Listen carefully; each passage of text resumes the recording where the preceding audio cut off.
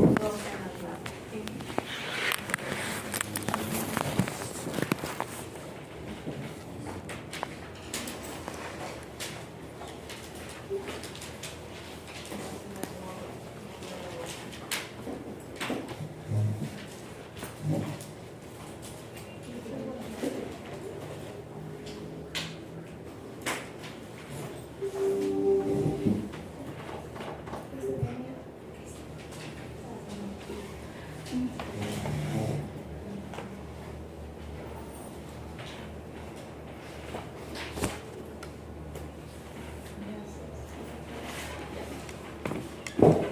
Bien, entonces aquí tenemos la histología y la embriología. Como hemos visto, la embriología es una cátedra que se va a enfocar en lo que es el desarrollo del ser humano. ¿Sí? La embriología humana correspondería al desarrollo en las primeras fases, cómo se va formando, cómo se va a dar lugar desde los esbozos hasta la formación de grandes sistemas. Sí, vamos a ir poco a poco, es el inicio de cómo se va la ¿sí? Mientras que la histología correspondería al estudio de los tejidos. Sí, histos, tejidos. Luego sería conocimiento de los tejidos.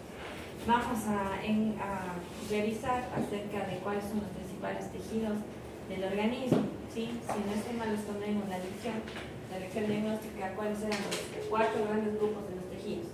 ¿Cuáles eran?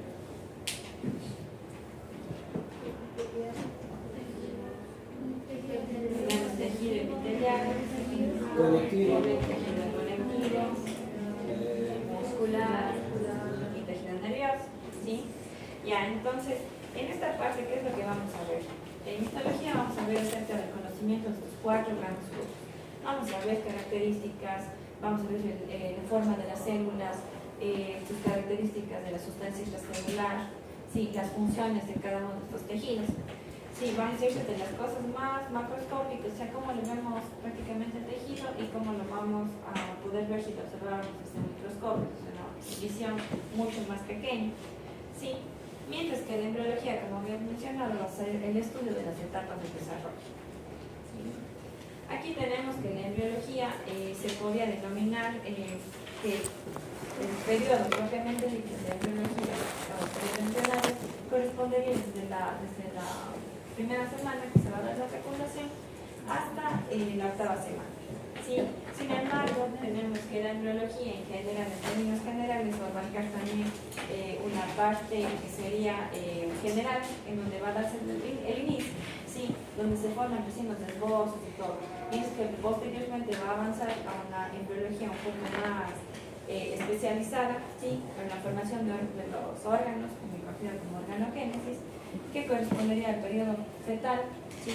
En donde se va a dar en cambio el desarrollo y el crecimiento de esos esbozos que se formaron en la primera etapa. Ya, esto correspondería al periodo fetal.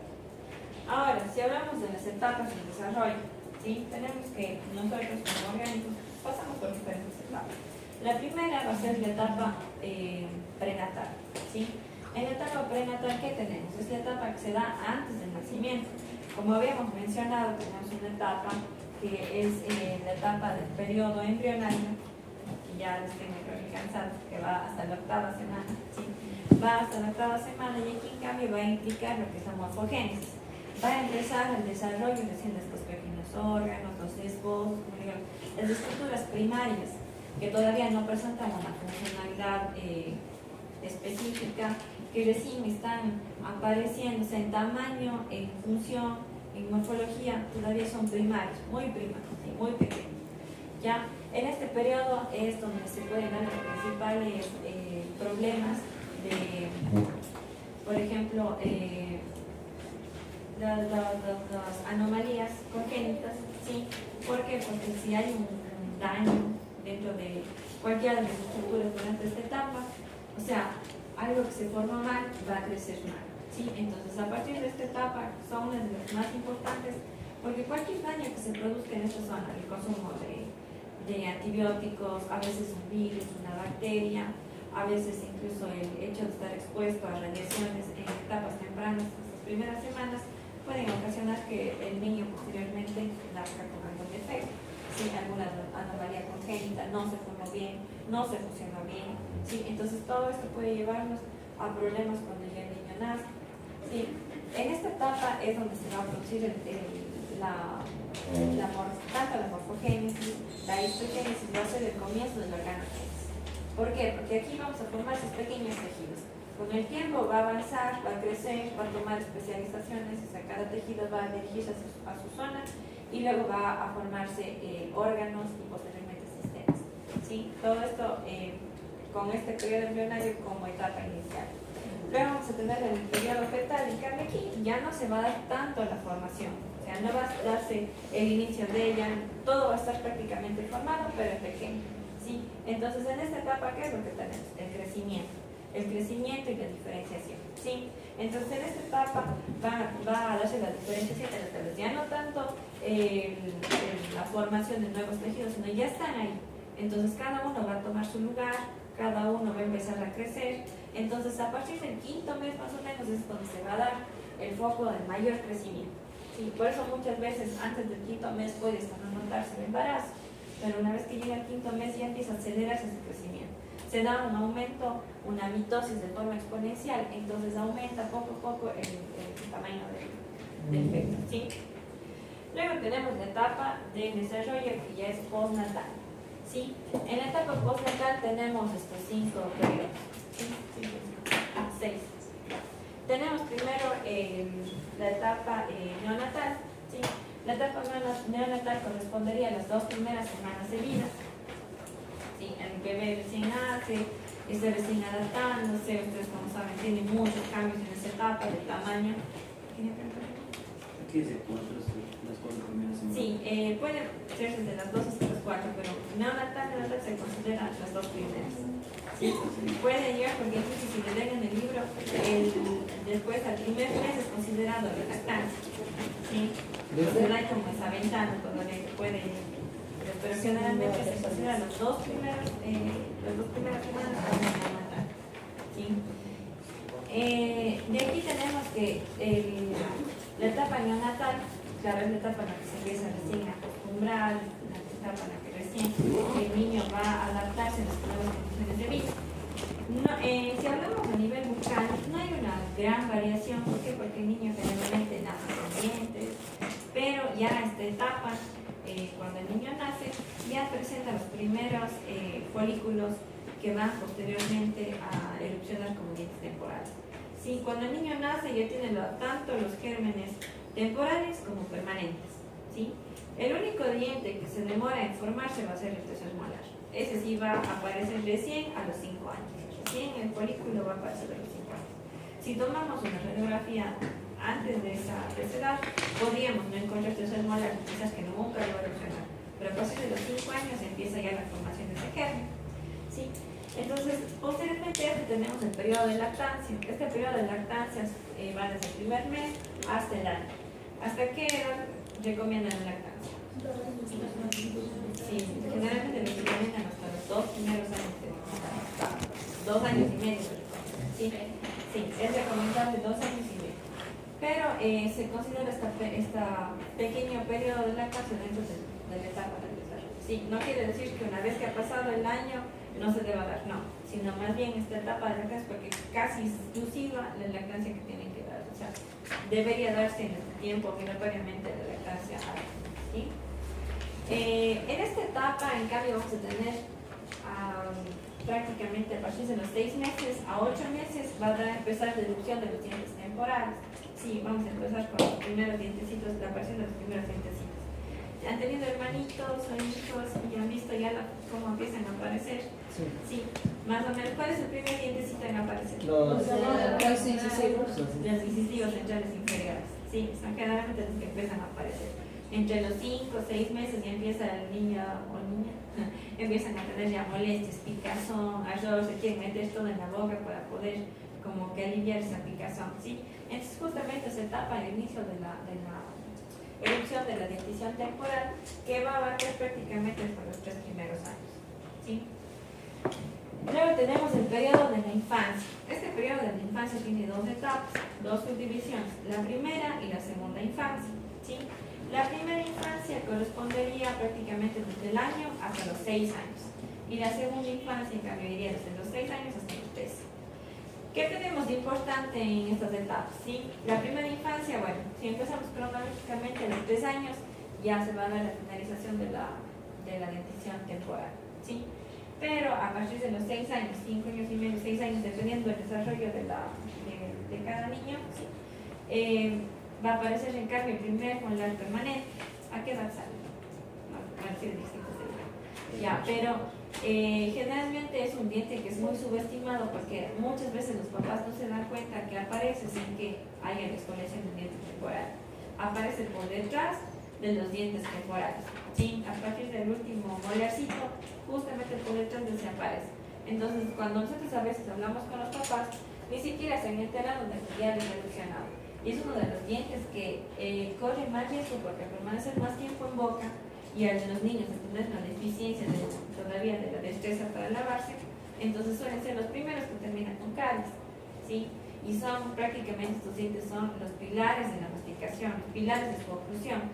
Tienen una morfología diferente a los otros dientes y son los que dan la estabilidad, incluso son los que dan la clase molar posteriormente cuando ya se da la oclusión con los dientes permanentes. A veces empiezan los 5, o sea, ya empieza ya como se enrojece, como que empieza a formarse un abultamiento, pero generalmente la edad que dice que erupciona son los 6 años.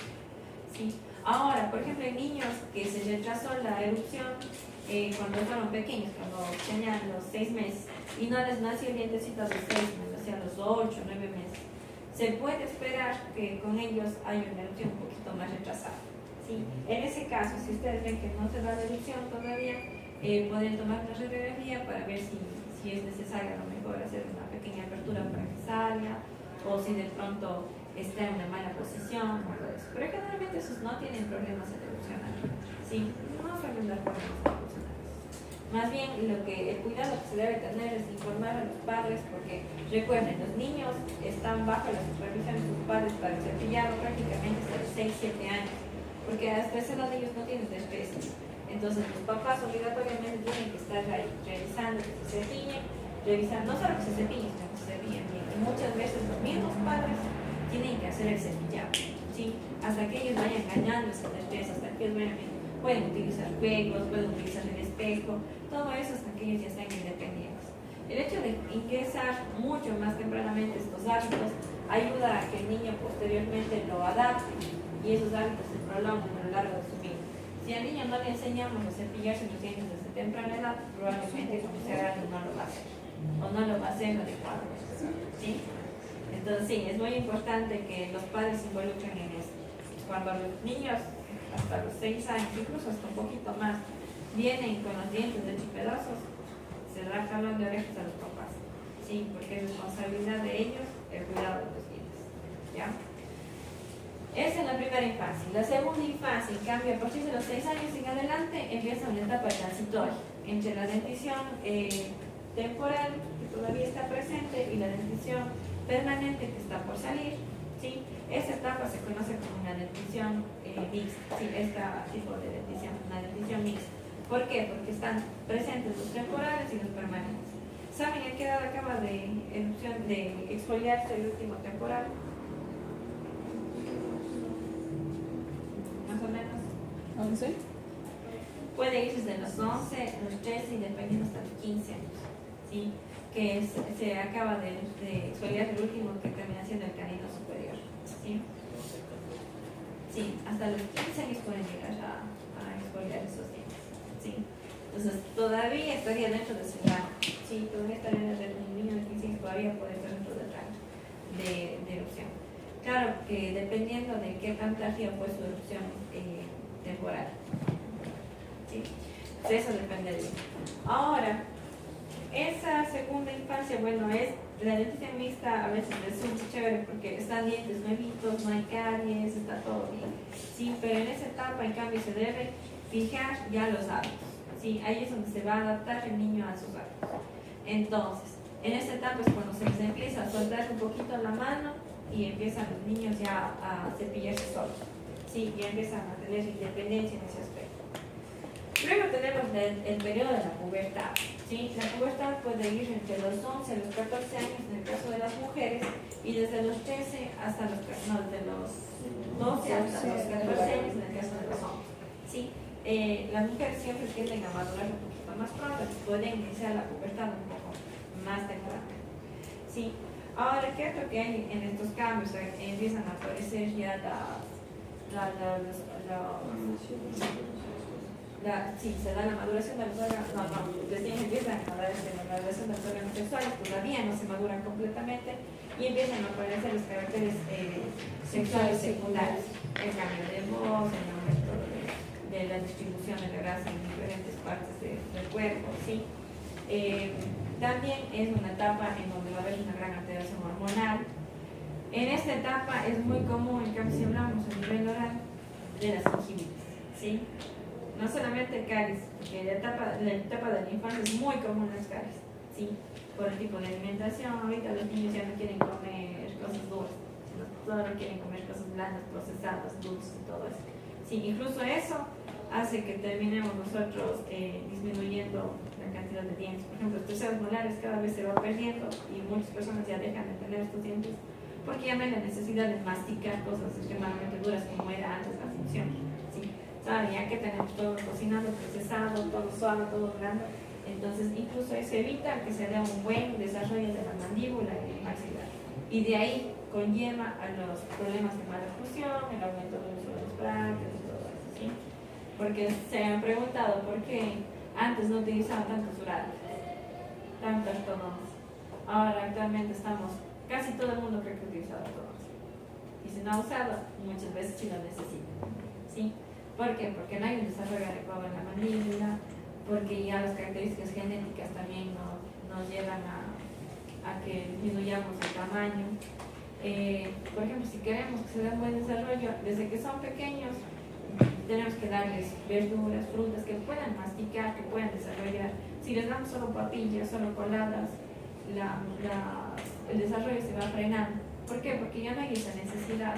Porque nosotros nos desarrollamos de acuerdo a la necesidad, nos adaptamos. Si necesitamos mayor cantidad de dientes, porque tenemos una alimentación un poco más agresiva, entonces vamos a seguir manteniendo nuestras dientes. Si no, nuestras futuras generaciones van a ir disminuyendo en cantidad. ¿Sí? Esta etapa de la pubertad prácticamente va a ir a unos 3 o 4 años. Sí, va a ir 3 o 4 años posteriores al inicio de... la adolescencia es la que va a ir 3 o 4 años posteriormente después de la pubertad, ¿sí? En cambio, en la adolescencia ya se va a dar la maduración ya de los órganos sexuales y ya prácticamente van a estar ya bien definidas todas sus características, caracteres sexuales secundarios. Sí, ahora en la adolescencia suele aparecer otro problema, a partir de los 18 años más o menos. ¿Qué creen? Los terceros molares. Terceros molares, muelas del juicio, los cordales, ya son conocidos de esa forma. Sí, esos terceros molares son el dolor de cabeza de cera. ¿Sí? Generalmente empiezan, como les decía, la formación a los 5 años y a lo largo de toda su pubertad y adolescencia se están formando. Una vez que llegan prácticamente a los 18 años ya tienen casi sus raíces formadas, se empiezan a generar presión. Y si no tienen espacio, ¿hacia dónde se van a ir? Se entiende vecino. ¿Sí? Entonces ellos cuando generan esa presión, muchas veces no reconocen dónde es el dolor, porque el dolor no le duele aquí, no le duele la cabeza, le duele la espalda, le duele el cuello, le duele la oreja, y no saben de dónde viene el dolor. ¿Sí? Ahí es cuando empiezan esas cefaleas constantes y no saben por qué. ¿Sí? Es muy probablemente el tercer molar. Cuando ya empiezan, más o menos en esa etapa, tomar una radiografía para ver en qué posición está, si tiene, si no tiene, porque, por ejemplo, ya hablo de mi caso, si personal, yo nunca tuve terceros molares, no tenía ni uno. Entonces, en el caso de mis hermanas, también como vimos en la misma línea, ellas son gemelas, y la una tenía el izquierdo y la otra tiene el derecho. Ahí se dividieron los terceros molares, pero no tienen más. Entonces, todo depende de la genética, depende de todo esto. ¿Sí? Entonces, bueno, en esta etapa prácticamente llegamos hasta los 18 años, bueno, esta etapa de la adolescencia, como les decía, inicia 3 o 4 años después y puede abarcar prácticamente hasta los 25, no, hasta los 18 años. Sí, hasta los 18 años.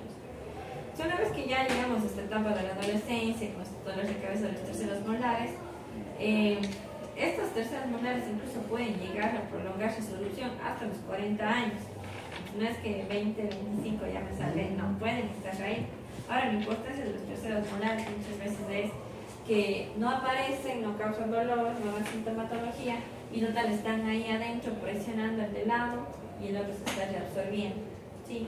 Entonces, podemos no perder un molar, sino perder dos, ¿sí? El tercer molar y el segundo estuvo presionado en uno de los casos. En otro caso, podría generar quistes, ¿sí? El hecho de que se encuentre impactado un diente dentro del tejido óseo puede generar que ese capuchoncito donde se formó aumente de tamaño, aumente el tejido epitelial, aumente todo eso y nos va a formar quistes. Entonces, quistes, una vez que se forman, ¿qué nos toca hacer? Nuclear con todo lo que empieza a aventar. Y si de pronto le abarca el de lado, se van los dos. Por eso también es importante control de esto.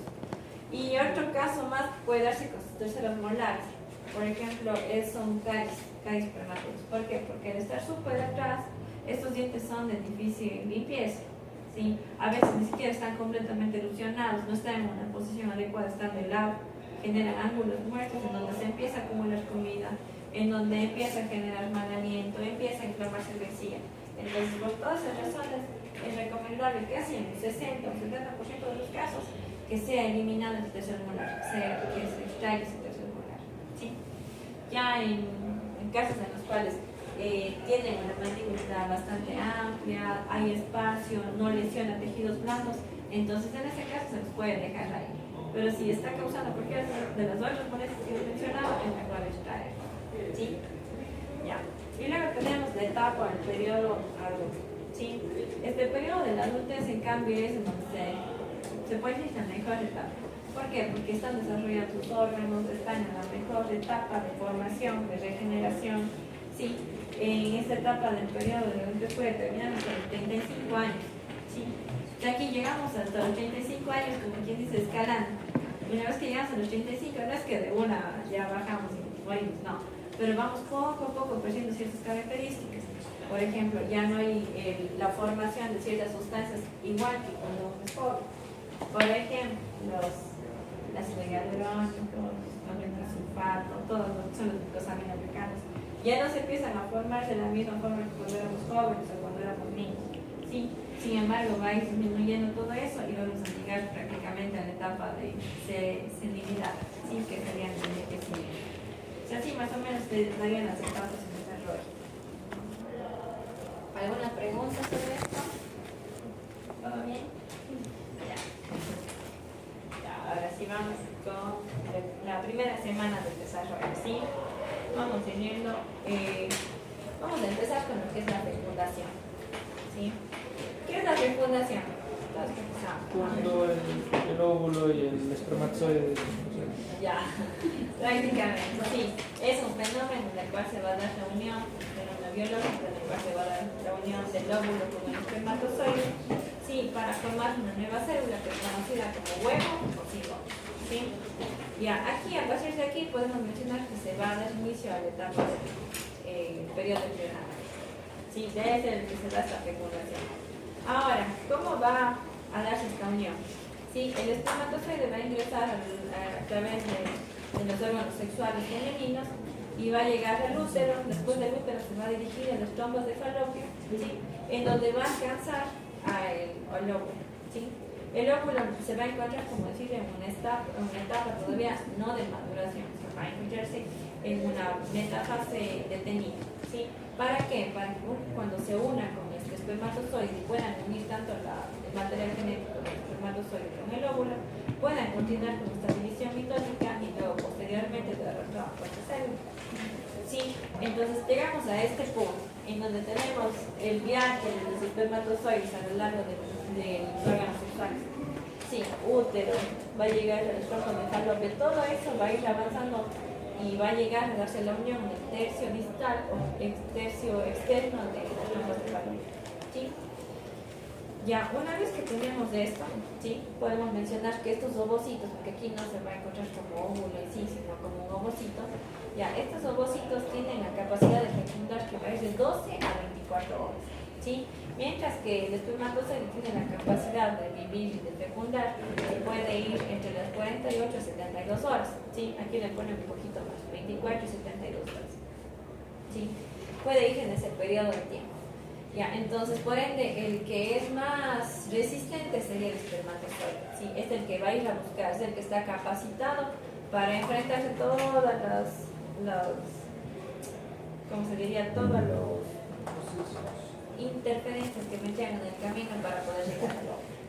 Ahora, este espermatozoide, para que pueda llegar y pueda cumplir con su trabajo, debe ser preparado, ¿sí? Este va a tener, como decir, una capacitación.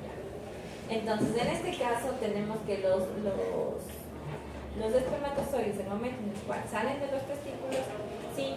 Y van a buscar fecundar el óvulo, estos van a pasar por dos periodos, ¿sí? Uno que va a ser la maduración, que se va a dar en el epididimo de los testículos, ¿sí? Y el otro va a ser la capacitación, en cambio, que se va a dar en el tracto genital femenino.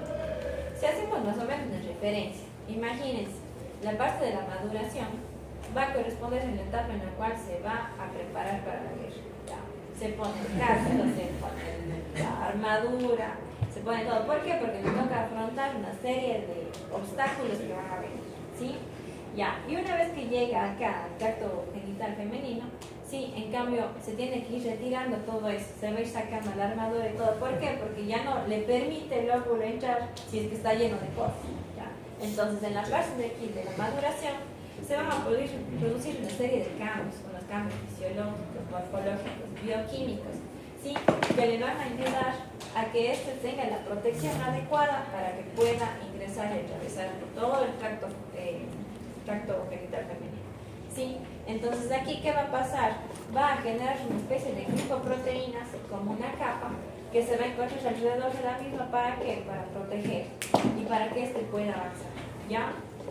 Además, este tiene un arma secreta. Tiene aquí el acrosoma. El acrosoma es como un lisosoma. Si ustedes recuerdan, los lisosomas son como una bolsita, una membrana que va a tener en su interior una serie de enzimas, ¿sí? Entonces, este acrosoma es el que posteriormente nos va a ayudar con la liberación de enzimas para que pueda ingresar dentro del óvulo. Sí, entonces este tiene sus propias armas dentro del espermatozoide. Luego, cuando ya llega la capacitación, la parte de la fecundación, la cual se da la capacitación del espermatozoide, entonces este es un proceso en el cual va a perderse las glucoproteínas que protegieron al inicio, y aquí va a empezar a eliminar eso para que pueda tener contacto con la membrana del ovocito, ¿sí? Entonces, ¿qué pasa aquí? Aquí ya empieza a liberarse sustancias en el tracto femenino, tanto las secreciones y todo eso, va a generar una especie de sustancias que le van a ayudar a eliminar esas glucoproteínas.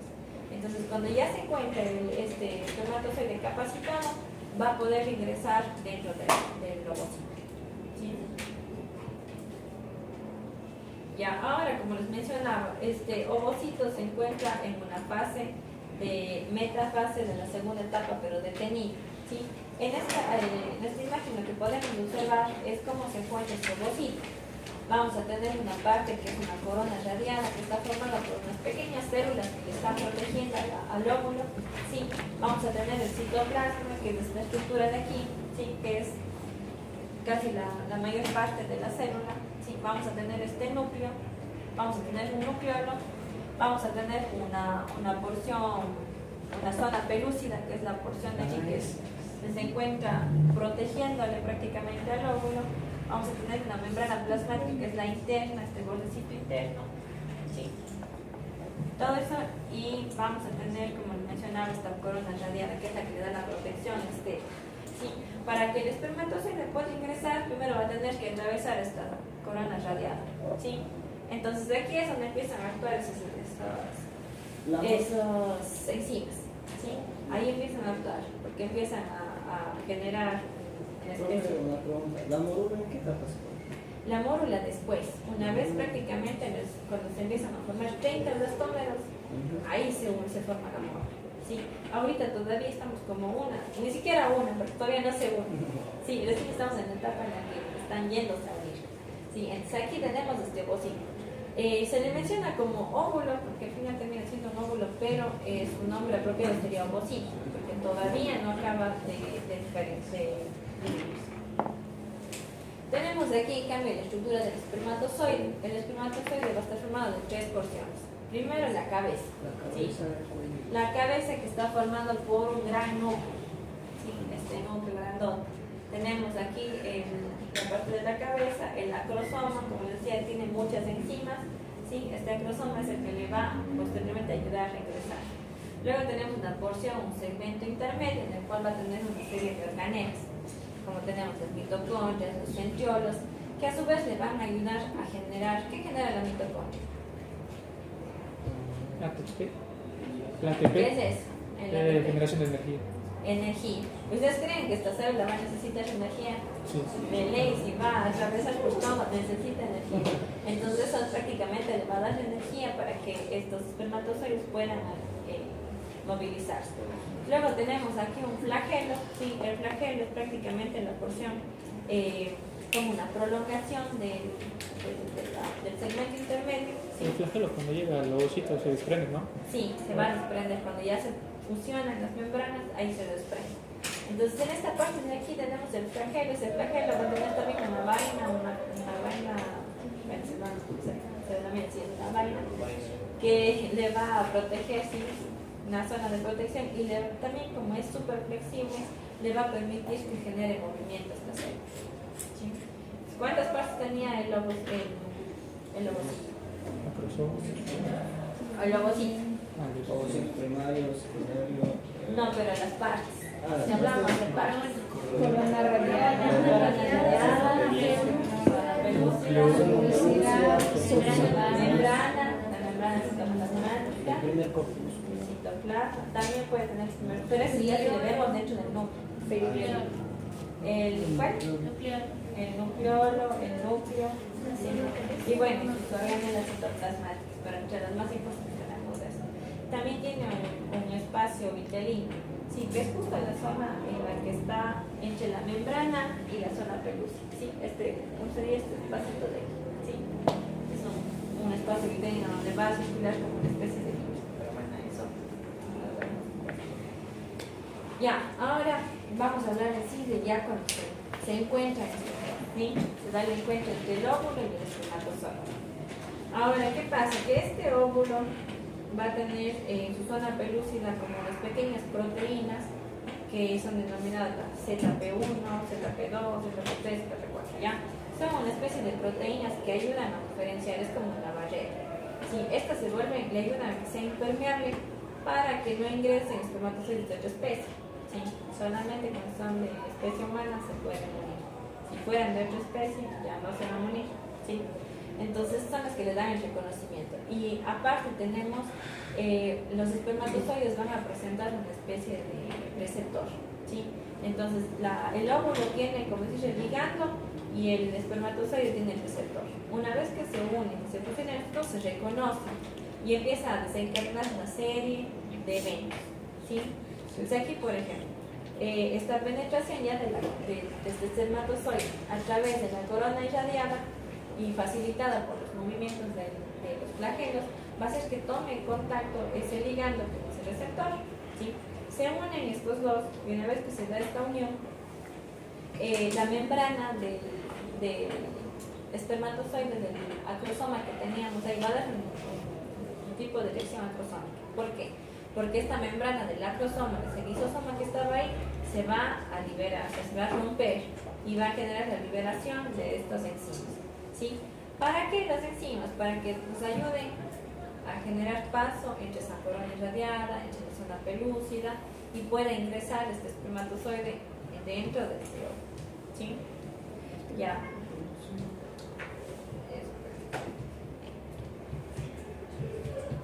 Entonces aquí podemos ver, ¿sí? Tenemos el espermatozoide, que si ustedes recuerdan, tenía el acrosoma en esta parte, ya no tiene el acrosoma. El acrosoma es la parte de... Era la puntita de aquí, ¿se acuerdan que estaba aquí? Ya, aquí ya está como que ha perdido ya sus membranas, se ha liberado, empieza a liberar las enzimas y empieza a atravesar estas células, ¿sí? Las células de la corona radial. esas células que me ayudaban a proteger. Una vez que empieza a ingresar poco a poco, aquí se ve solamente como una partecita, pero este va a ir ingresando también en profundidad hasta que va a llegar a tener contacto con la zona pelúcida, ¿sí? Esta ¿Qué hace la pelúcida. zona pelúcida? ¿Mande? ¿Qué hace la zona pelúcida? La zona pelúcida es como una membrana de protección, ¿sí? Esta, cuando está, o sea, estimulada, porque ya sabe que va a ingresar el espermatozoide, abre paso y deja pasar al espermatozoide. Pero una vez que ingresa un espermatozoide, esta se sella, ¿sí? Se vuelve impermeable. Y así quedan ingresar otros por otra zona, ya no se va a dar el En el ingreso. caso de los gemelos, En el caso de los gemelos puede ser, bueno, depende, porque hay gemelos y mellizos. Ya, mellizos porque había dos óvulos que se pudieron fecundar.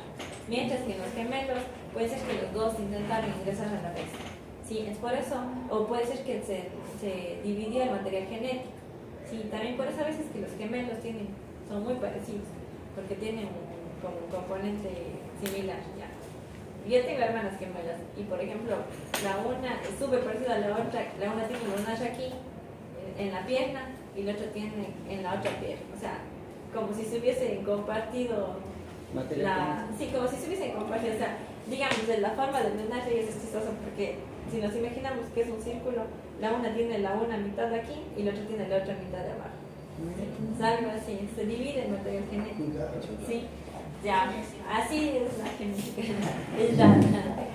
Ya, entonces una vez que van a ingresar estas, sí, llega y toma contacto con la zona pelúcida y ahí es donde dice, bueno, reconoce, dice, sí, este es un espermatozoide de la misma especie, tiene 22 cromosomas somáticos y un sexual. Entonces empieza, le deja pasar y ahí es cuando ya se va a producir la unión entre estos dos materiales genéticos.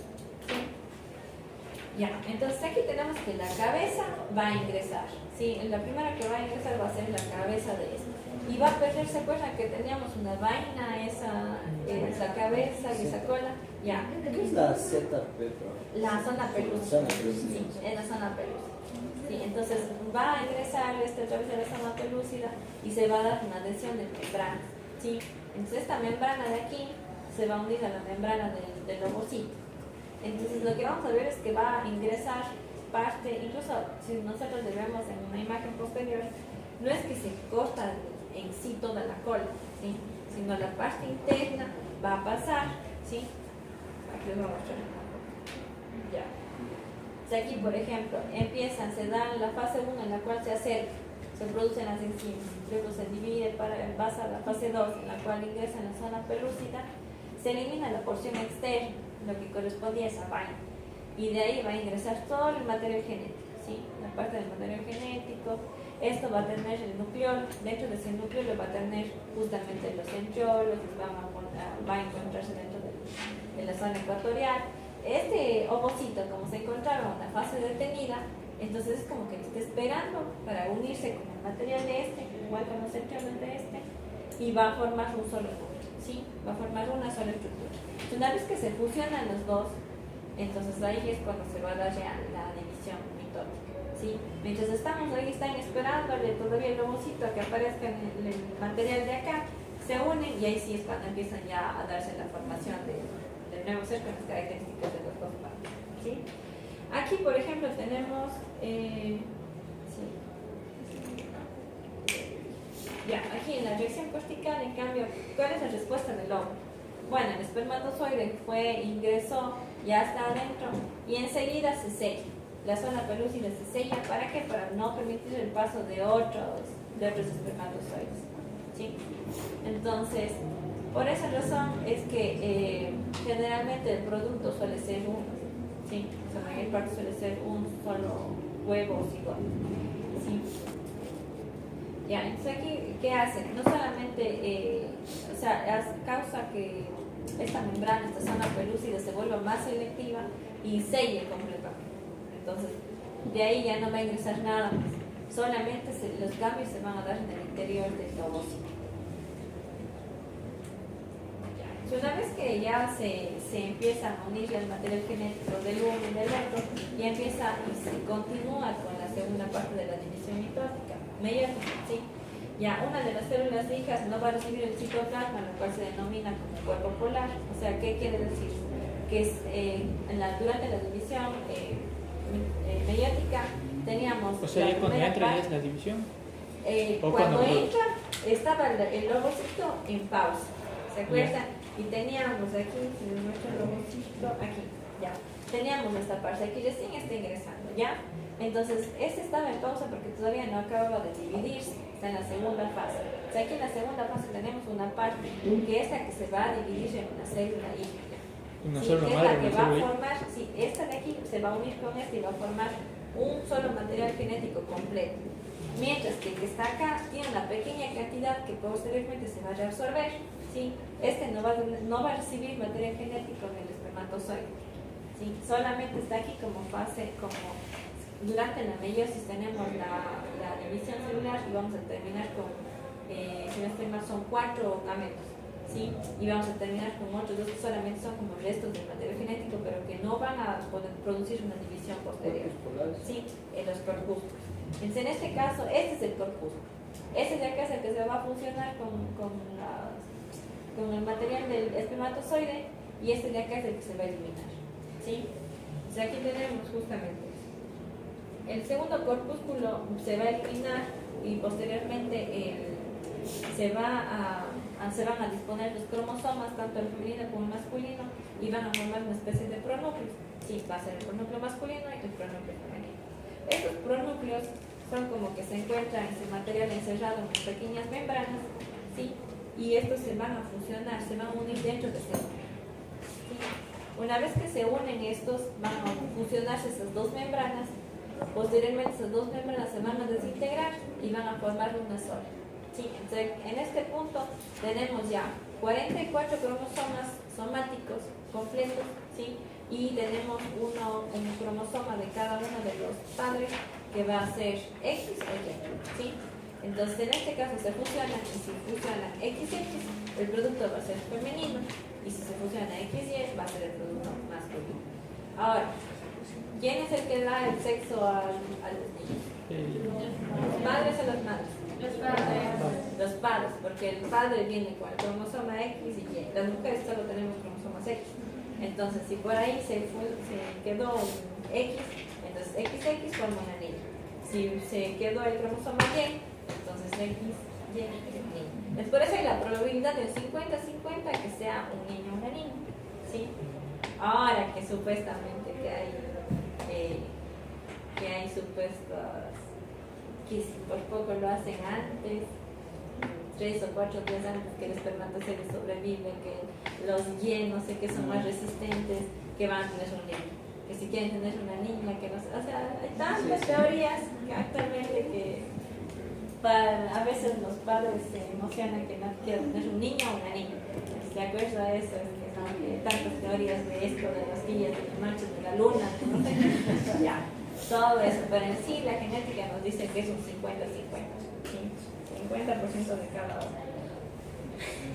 Ahora, como resultado de la fecundación que tenemos, sí, tenemos un número, tenemos una célula que ya es diploide, ¿sí?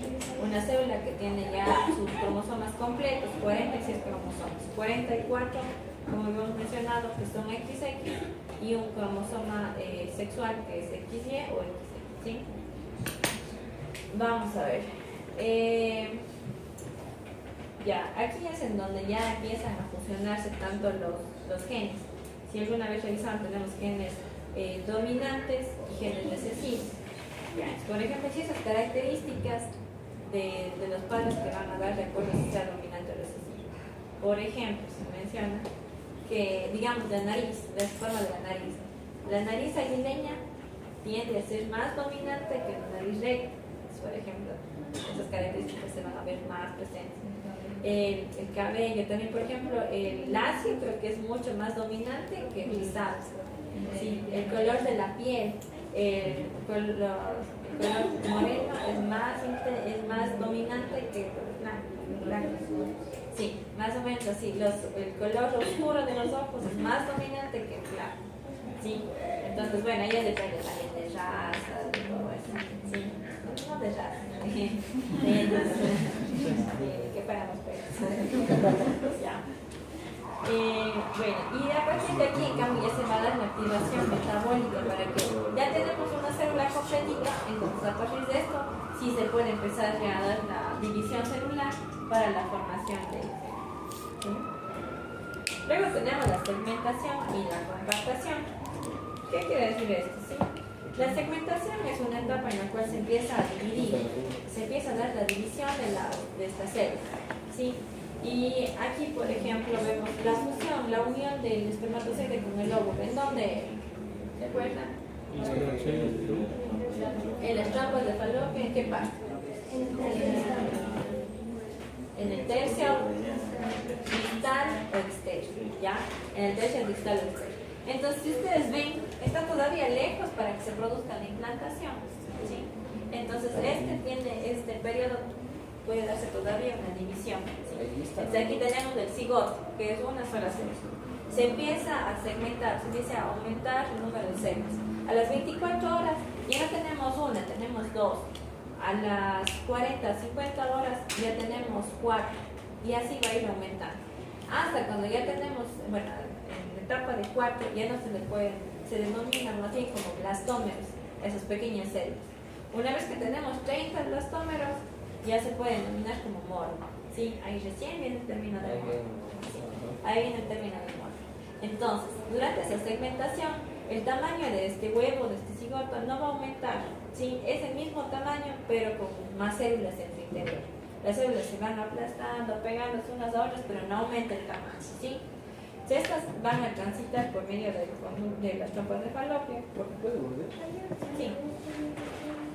Vuelvo en las trompas, les voy a explicar de vea, ¿ya? ¿Así va a pasar? Sí, voy a hacer. Aquí tenemos ya, a las 24 horas ya no tiene uno, tiene dos.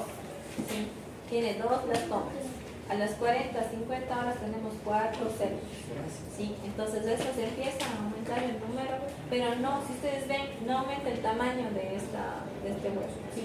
No aumenta, solamente aumenta el número de células. Ya, incluso estas células se van haciendo cada vez más pequeñitas para que quepan en ese espacio. ¿Sí? Ya.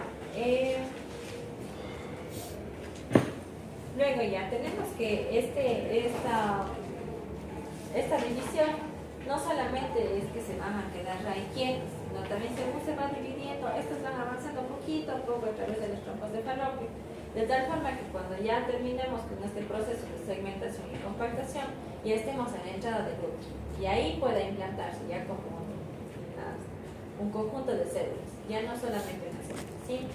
Ya, esta etapa de segmentación va a ir prácticamente desde el primer día, las 24 horas que les mencionaba, que vamos a tener 2, hasta el quinto día, ¿sí? Que ya podemos tener una cantidad de células ahí. Ya, cuando ya se compactan estos, cuando ya empiezan a formar uniones, o las integrinas empiezan a adherir unas a otras, entonces ahí ya se denomina como mórula y ya puede ser implantada, ¿sí? Ahora, ¿verdad? Ya puede implantarse, ¿sí? Una vez que tenemos ya esa formación de células, digamos, se va a dar la compactación. Sí, es como la distribución de estas células. Ya no van a estar desorganizadas unas por un lado y por otro lado, sino van a formar una especie de columna. ¿Sí? Vamos a tener aquí dos estructuras. Una estructura que va a ser las células que se encuentran de forma externa, ¿sí? Van a formar la masa celular externa. Y otra, en cambio, que vamos a tener, bueno, estas de la masa celular externa, si ustedes le ven, son como, imaginen unos pequeños ladrillos, ¿sí? Organizados unos con otros, incluso por eso dice que tienen el aspecto epipeloide. ¿Por qué? Porque tienen una estructura organizada, no hay muchas sustancias intercelulares entre ellas, ¿sí? Y empiezan a formarse como una cobertura, una capita, ¿sí? Mientras que la porción interna va a tener unas células poliédricas, ¿sí? Estas células poliédricas van a dar la forma van a estar justamente poliédricas porque se apelan a una por un lado, la otra por otro lado, y no tienen una forma específica, por ejemplo diríamos cúbica, rectangular, no. Van a ser poliédricas porque justamente se apegan unas con otras y van a dar un aspecto ya un poco más desorganizado, ¿sí? Esto va a ser correspondiente a la masa celular interna, ¿sí? Si hablamos de esta fase de aquí, en la compactación, tenemos masa celular externa y masa celular interna, ¿sí?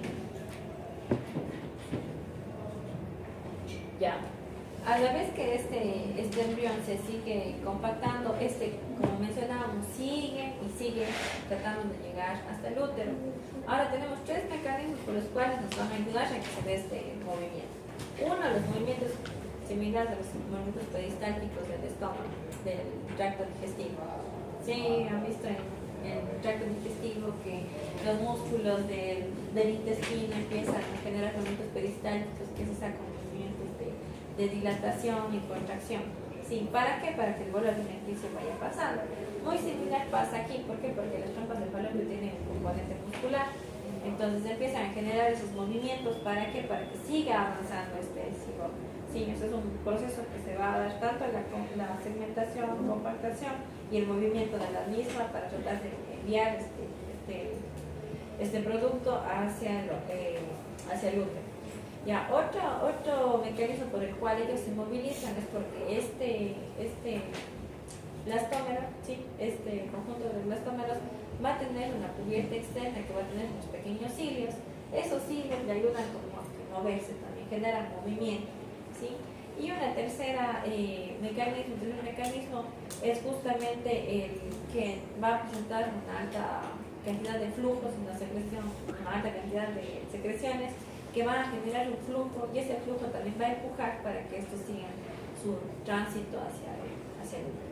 Sí, gracias a estos tres mecanismos que este blastocito va a atravesar todo y va a llegar hasta el útero. ¿Sí?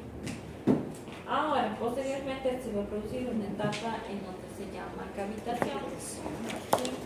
Es una vez que ya apareció la mórula, ya está dentro del útero, ¿sí? Va a empezar a diferenciarse, va a generar como una pequeña cavidad, ¿sí? Esto posteriormente, en conjunto con la masa celular interna, va a dar lugar al embrión, ¿sí? La formación del embrión.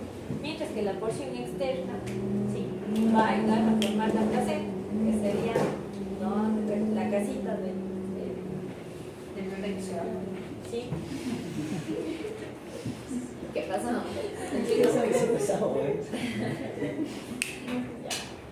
Entonces aquí va a generar este espacio hueco, sí, este espacio se va a llenar de líquido y según va aumentando la cantidad de líquido va aumentando el tamaño del líquido, ¿sí? Ya una vez que ya tenemos estas estructuras, ¿sí? Una masa celular externa, una masa celular interna y una cavidad en su interior, ya se le conoce a esta estructura como blastocito, ¿sí? O blastocélula, le menciono, ¿sí? Ahora, si hablamos de este blastocito, ya no sería correcto mencionarle solo como masa celular externa, masa celular interna, sino ya va a tener su nombre propio, ¿sí? El nombre propio de esta estructura externa, de las células aplanadas, poliédricas, organizaditas, va a tener el nombre de trofoblasto, ¿sí? El trofoblasto, o también conocido como trofoectodermo, y la porción interna, ¿sí? La porción que se encuentra con la masa celular interna, ¿sí? Y más la cavidad, va a ser conocido como embrioblasto, ¿sí? Entonces es fácil de conocer. El trofoblasto nos va a dar la placenta. ¿Y el embrioblasto qué nos va a dar? El futuro embrión, ¿sí? Ya. Entonces, una vez que ya está en ese proceso, ya necesita independizarse, ¿sí? Necesita liberarse de esa zona pelúcida que a su vez le está limitando recursos, le está limitando porque es como una membrana permeable. Entonces, una vez que tenemos eso, más o menos entre el quinto o el sexto día aproximadamente, ¿sí? Se va a producir la eclosión. ¿Qué es la eclosión? Se libera de la zona pelúcida, ¿sí? Es la liberación del blastocito de la zona pelúcida. ¿Y cómo va a darse? Inicialmente esta zona pelúcida va a ir disminuyendo poco a poco el grosor de la misma, a tal punto que va a ir disminuyendo y el blastocito va a ir creciendo, expandiéndose, y llega un momento en el cual se produce como una pequeña pérdida de continuidad, ¿sí? Esa pérdida de continuidad va a generar que el blastocito aproveche y empiece a salir por ahí. Entonces ya al finalizar la eclosión, ¿qué vamos a tener? Una zona pelúcida que posteriormente se va a desintegrar, ¿sí? Esta zona pelúcida que se queda afuera se va a desintegrar, va a ser eliminada y vamos a tener el blastocito. libre para que pueda seguir creciendo y pueda seguir formando estructuras. ¿Sí? Ya, luego tenemos la implantación. Bueno, ¿y sí qué es la implantación? La implantación es una etapa que se da en un periodo muy concreto. Se dice que se puede dar esta implantación en el 20º día del ciclo. ¿Sí? Ya, en este caso van a darse una serie de cambios hormonales. ¿Sí? Va a aumentar un cierto número de hormonas. ¿Sí? ¿Para qué? Para que se dé esa fusión, esa unión de este blastocito con la parte del endometrio, y a su vez este endometrio luego el núcleo sale como que le cubra y le vaya ingresando dentro del útero. ¿Sí? Entonces, generalmente esta parte de la implantación se va a dar a nivel de la porción póstero superior, cerca de la línea media.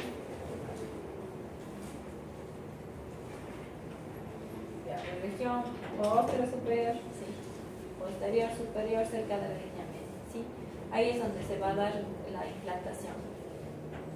¿Sí? Entonces, por eso se dice que durante el periodo de implantación va a haber un pequeño sangrado. ¿Sí? Ese sangrado, ¿por qué? Porque a su vez va a tener que romperse con unas pequeñas capitas y el endometrio va a ingresar ese blastocito, ese huevito dentro del tejido del útero, y ahí es cuando se produce un pequeño sangrado que correspondería a ese sangrado de implantación. ¿Ya? ¿Qué más tenemos?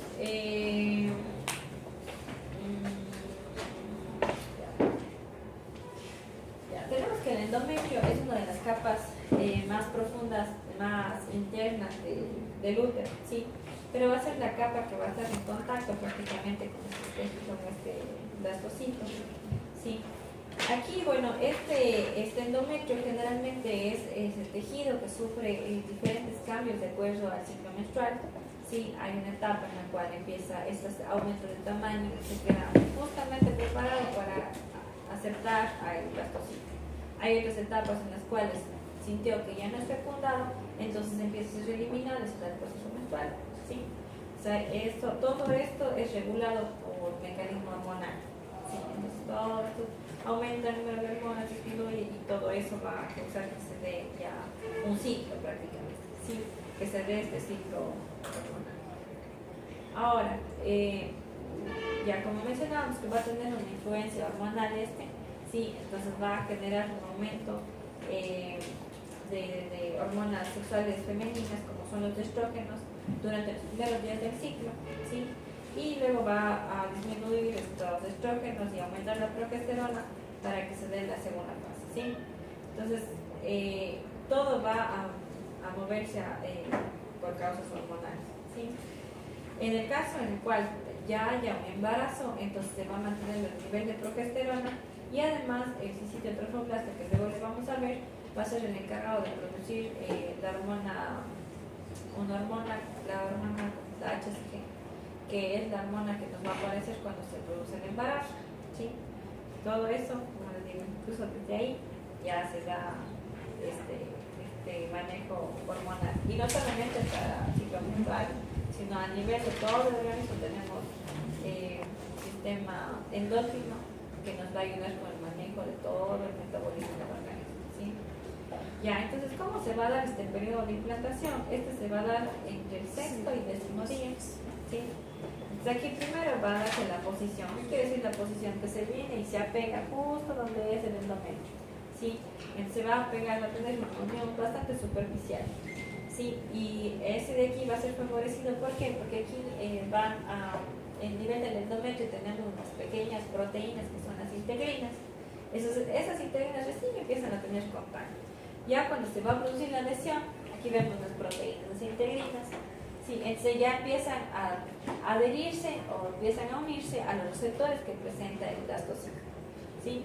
Una vez que se empiezan a unir, ya empieza a darse la formación del sitio trofoblasta, que es como las células externas empiezan a proliferar y empiezan a ingresar dentro del endometrio, ¿sí? Entonces ahí es cuando se produce la invasión. Posteriormente de esta invasión, estos van a ingresar a este sitio trofoblasto, va a ir tomando posesión de parte del endometrio, va a profundizarse más y va a llegar a un punto en el cual va a estar cubierto totalmente de este sitio de trofoblasto, pero dentro del tejido uterino, ¿sí? Entonces todo esto es como que un proceso que va a iniciar entre el sexto día, ¿sí? Va a iniciar esta etapa.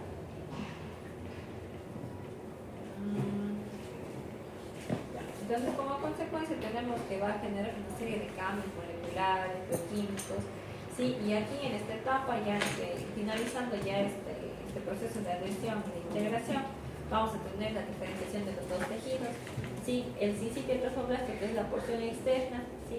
Que serían las células epiteliales, las células que se encuentran más externamente. Bueno, ya serían estas porciones, ¿sí? Que están de otro color. Y luego tenemos el citotrofoblasto, en cambio, que sería lo que va a corresponder luego al embrión, ¿sí? Esta parte de aquí. Lo que habíamos denominado como la masa celular interna, la cavidad del blastocito y parte también de la porción externa. ¿Sí? Ahí esto va a formar el citotrofoblasto. Mientras que la proliferación solamente de la porción externa y superficial, y que posteriormente va a seguir creciendo, yéndose hasta el endometrio, esto va a ser el sincitio trofoblasto. ¿Sí? Aquí podemos ver más o menos esta imagen. ¿Sí? En esta imagen, ¿qué reconocemos? Reconocemos el citotrofoblasto, que corresponde a esa masa celular interna, a la cavidad y a parte de la masa celular externa. ¿Sí?